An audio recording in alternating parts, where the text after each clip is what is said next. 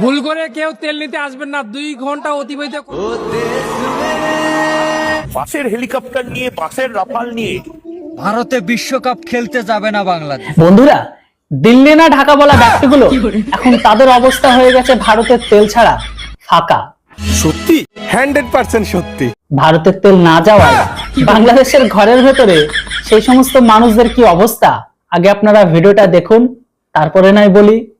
ভুল করে কেউ তেল নিতে আসবেন না, 2 ঘন্টা অতিবাহিত করার পরেও আরো 2 ঘন্টা থাকতে হবে। আহা গো শোনা, আমার খুব কষ্ট হচ্ছে বলো। এখন বাইক চালানো ভুলে যান, এর বদলে পায়ে হাঁটা শুরু করুন, তাহলে আপনার শরীর আর পরিবেশ দুটোই আপনাদের জন্য ভালো থাকবে। কথাটা ঠিকই বলেছেন। এই হচ্ছে আমাদের বাংলাদেশের অবস্থা। জ্বালানি মন্ত্রী বলছে তেলের কোনো সংকট নাই। জ্বালানি মন্ত্রী কথাটা খারাপ বলেনি, তোমরা এইভাবে ভারতের 7 সিস্টার দখল করবা। বন্ধুরা, যেটাই হোক, নিজের দেশের ভাবমূর্তি নিজেরাই নষ্ট করে, সেটাকে নিয়ে ট্রোল করলে দোষ হয়ে যায় আমাদের, পিছনে অনেক জলে।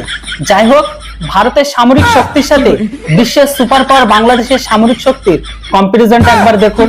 বাকিটা আমি আর কি বলবো, আপনারাই কমেন্টে লিখে জানান।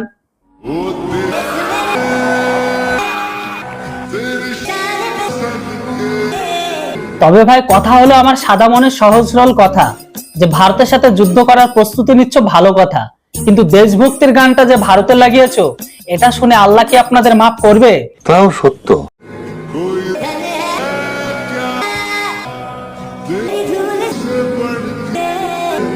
তবে যেটাই হোক, তোমরা এইভাবে এগিয়ে যেতে থাকো, তোমরা তোমাদের এই অস্ত্র নিয়ে ভারত টুকরো করবা, ভারতের 7 সিস্টার দখল করবা। অপেক্ষায় রইলাম যে তোমরা কবে ভারতের উপর আক্রমণ করো এই সমস্ত অস্ত্র নিয়ে।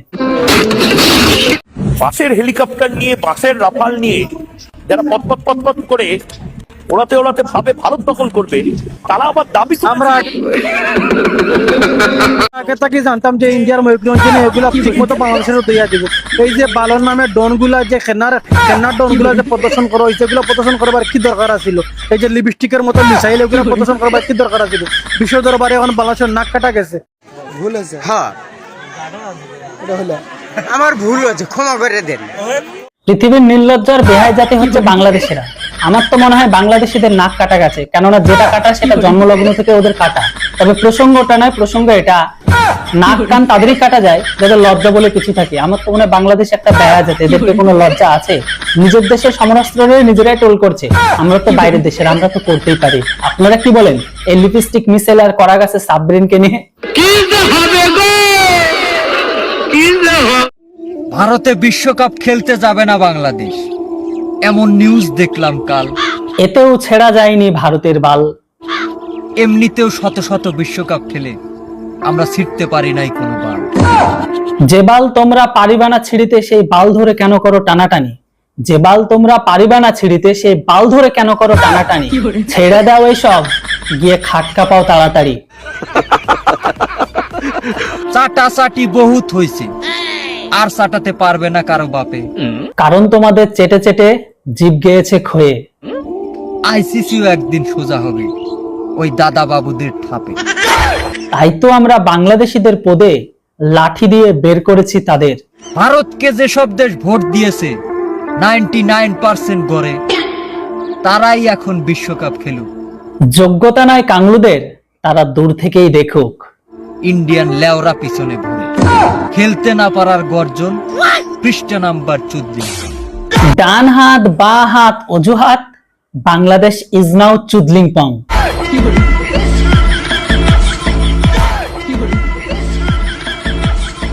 এই হচ্ছে বাংলাদেশের চোদনা মারানির পুতেরা। কয়েকদিন আগে কি করলো, কলা গাছ দিয়ে মিসাইল বাইনে সারা পৃথিবীকে দেখাইলো বাংলাদেশে কোনো মিসাইল নাই।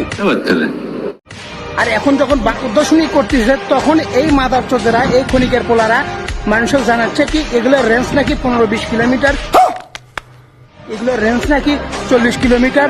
এরা নাকি যুদ্ধ বাংলাদেশের সাথে বাংলাদেশই করবে। মানে পৃথিবীর মানুষ আবার জানাচ্ছে যে তোমার কাছে যেগুলো আছে আসলে ছিল কোনো কাজেরই নয়। মানে ছোট বারবারই করতেছে এরা বাংলাদেশের সবসময় ছোটই করে। বাংলাদেশকে কে ছোট করে বড় করে সেটাও আমি জানি না, বাংলাদেশের কি আছে না আছে সেটাও আমার জানার দরকার নেই, কিন্তু বাংলাদেশের কাছে যেটা আছে সেটা হচ্ছে পুটকি ভরা চেতনা।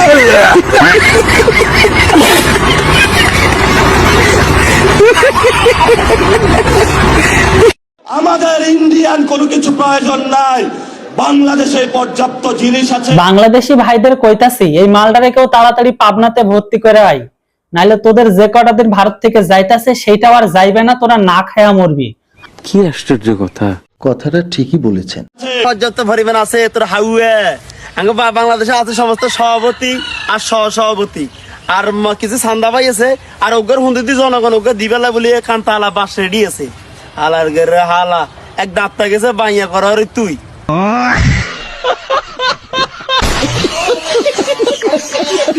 শুনলাম বাংলাদেশ নাকি তুরস্কের কাছ থেকে মিসাইল কিনছে, মিসাইলের নাম দিছে বাংলা টাইগার্স। এখন কথা হলো এই মিসাইল দিয়ে কার সাথে যুদ্ধ করবো? 2টা দিন দাঁড়াই যা, তাহলে দেখতে পাবি এই মিসাইল দিয়ে কার সাথে যুদ্ধ করবি।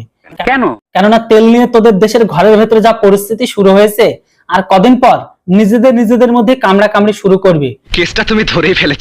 মিয়ানমারের লগে তোদের আর যুদ্ধ করা লাগবে না, কেননা তোদের থেকে ভালো ভালো মান মিয়ানমারের কাছে আছে। আল্লাহ নিচে জমিন, কথা সত্যি। মিয়ানমার সাইডা দে, মিয়ানমারে যে বিদ্রোহী গোষ্ঠী আছে আরাকান আর্মি, তোদের থেকেও ভালো ভালো মাল তাদের কাছে স্টকে আছে। আর কদিন পর এই মিসাইল গুলা তোরা একে অপরের পুকটির মধ্যে হান্দায় দিবি।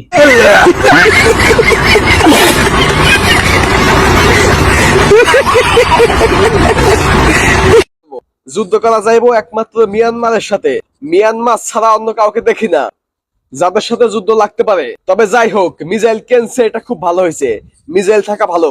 হ্যাঁ ভাইয়া ঠিক কইছেন, মিসাইল থাকাও ভালো, মিসাইল রাখাও ভালো। তবে লক্ষ্য করার বিষয় হলো এই মিসাইল আবার মিয়ানমারের উপর চালাইতে গিয়ে এই মিসাইল আবার ঘুরাইয়া আপনাদের লুঙ্গির ভেতরে যেন আবার ঢুইকা না যায়, একটু দেখেন। বা ওইখানে ফুইটা গেলে আবার তখন আবার পাবনা বা সেখানকার হসপিটালেও চিকিৎসা করতে পারবে না, তখন আবার সে আসতে হবে এই দাদাবাবুদের হসপিটালে। কথা একটু মাথায় রেখেন। নিঃসন্দেহে তুই ঠিক কথা বলেছিস। বিগত 50 বছরের ব্যর্থতার ছবি এটা, ভাগ্যিস নিচে লেখা আছিল, নাইলে তাই মানবে ছিলাম এটা হয়তো লেত্রা লাইনের খেলনাগারের বিজ্ঞাপন চলতেছে। অবস্থা দেখছেন, ইন দেখলে তো শত্রুপক্ষ কি আক্রমণ করবে, কিন্তু শর্মে চলে যাই। হায় আল্লাহ, এই কোন দেশে আমরা সহবাস করি? সারা জীবন শুনেছি সাবমেরিন নৌকা এগুলা চলে পানি দেয়, সাবমেরিন চলে পানি নিচ দেয়া, আর আমরা বাংলাদেশের সাবমেরিন চলতেছে গাড়ির রূপে দিয়ে বুঝে চলাইতেছে। মানে কি বলবো, যাই হোক। আল্লাহ যেটা বন্ধুরা আবারও বলে দিই, আজকের ভিডিওটি বানানো হয়েছে অনলি ফর এন্টারটেইনমেন্ট পারপোসের জন্য, তাই ভিডিওটাকে কেউ কখনো সিরিয়াস ভাবে নেবেন না, জাস্ট ফর এন্টারটেইনমেন্ট। ভিডিও দেখে হাসবেন তো আপনার মন মস্তিষ্ক সবকিছু ভালো থাকবেন, আর যদি রেগে যাবেন তো আপনি হেরে যাবেন। যাই হোক, আবারও দেখা হচ্ছে, কথা হচ্ছে খুব তাড়াতাড়ি বাংলাদেশিদের নতুন একটা রোস্ট ভিডিওতে। ততক্ষণ আপনারা সবাই ভালো থাকুন, সুস্থ থাকুন। Thanks for watching. জয় হিন্দ, বন্দে মাতরম।